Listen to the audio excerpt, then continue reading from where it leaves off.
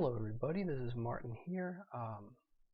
Today I'm going to be playing a deck that has been concocted by simultaneously myself alongside a friend of mine, Alan, and also the guys doing the brainstorm show, Wilson Hunter, Phil Bramerman, and Paul Michael.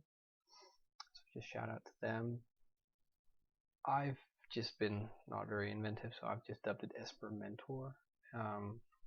It's basically an Esper list running 4 mentors, but then also running 4 counterbalance alongside 4 Sensei's tops. So miracles without the miracles, kind of.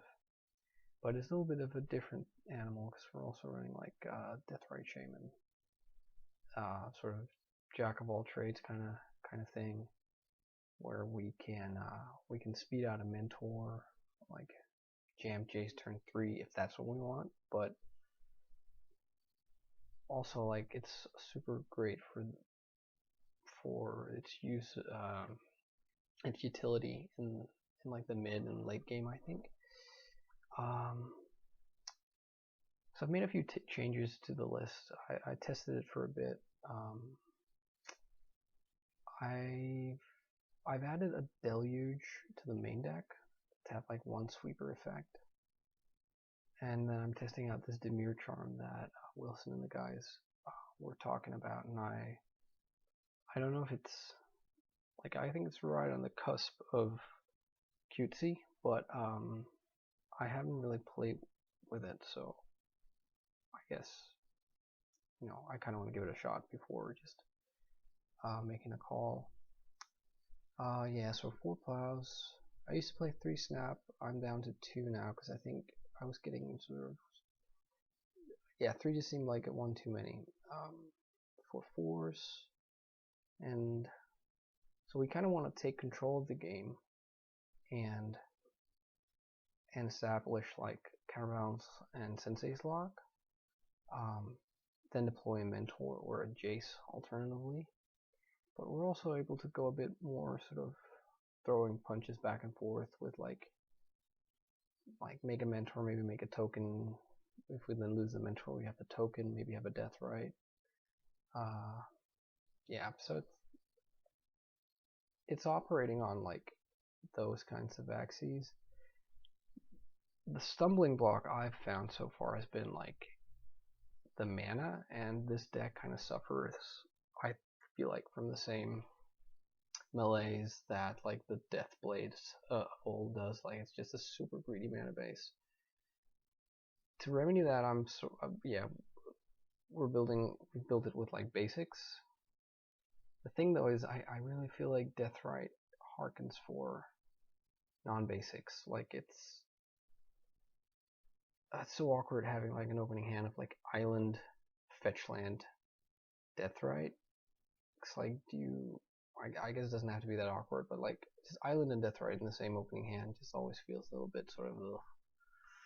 But I do feel like we need that. We can really press that to our advantage, that we have all these basics against certain matchups. But I do feel like at times, like, you really need to know when to fetch out basics, when not to, and you can get punished from having like a basic hand, like basic lands in your hand, your opening hand. So like, imagine you have like, I don't know, 2 fetch lands and Deathrite, and you're on the play, and you go like fetch swamp, Deathrite, and then Deathrite gets bolted, and if the rest of your hand is like double blue spell, like counterbalances or force of wills, or like counter spell or whatever, then you're like, I feel super, like, then your other fetch land has to basically get a blue producing land, but you might also have like Source of Plowshares in the hand, so like you're just super far away from casting anything, and you become even more vulnerable to wasteland. I feel so. You need to know when to go for the basics. So onto the sideboard. I got like a triumvirate of hate bears and like one canonist, one containment priest, and one meddling mage. I like just hedging my bets in this kind of deck. Like the deck is already super strong against Storm, I feel, with main deck Death Rights and Counterbalance top. So like multiple canonists seem like overkill. I like Containment Priest as like an all-round, like really cool card to bring in against all the show and tell decks, basically. Or like, no, I guess all the Grizzlebrand decks, I should say, like Reanimator and Sneak and Show, but also Elves. It's like randomly really good against Elves, and the Flash part is just amazing, so I like that one. And then a Meddling Mage, because I feel like we're super good against Storm. We're not that strong against show and tell decks, like the main deck setup. So I like to bring in stuff against that. So the Cleek is also really good against combo, just in general, at least Storm and show and tell. Got 3 discard spells. It could have been a third Thoughtseize, but we're already playing like Painful Truths in the main deck and Deluge, so like the life loss might matter. Extra removal in the form of Disfigure. 2 Cells Persecution is just like a really cool card. It can do a ton of work against like Death and Taxes, Elves, Pyromancer. And then these 2 Abrupt Decays. I was playing 3.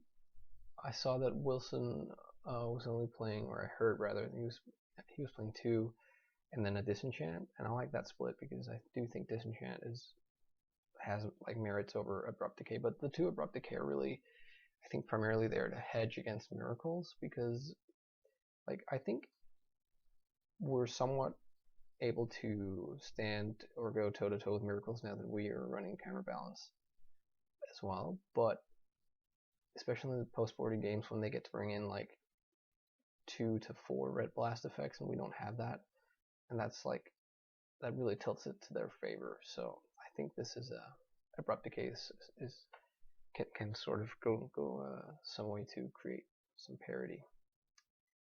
Anyway, let's see what kind of games we get.